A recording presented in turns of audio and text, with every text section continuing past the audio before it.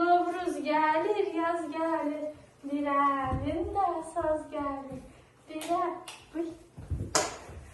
Novruzun gəlişi ilə hər şey yenilənir, sehirlər və möcüzələr baş verir. Mən Novruzun büyük sihirbazı. Size sihirbazlık göstereceğim. Doğrudan ben bütün sihirleri görmek istedim. Bax indi, böyük sehirbaz bütün möcüzələr gözünün qabağında sənə göstərəcək. Ben size...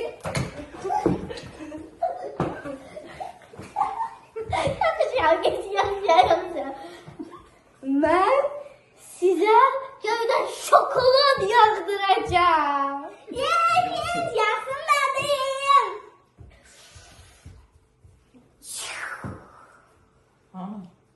Şokolad yağmadı, bəlkə əllərini fırladasan.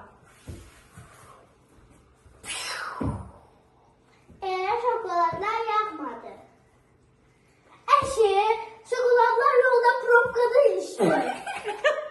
Sən nə gülürsən? Onda başqa sehir göstər.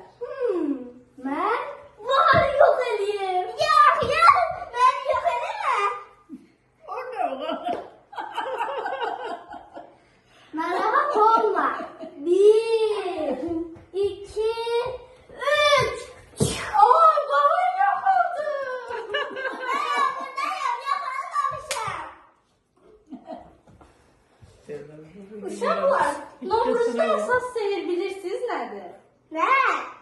Birlik və bərabərlikdir. Birlikdə olduqda daha yaxşı əylənirik. Ben yine kullandım işte. Aferin.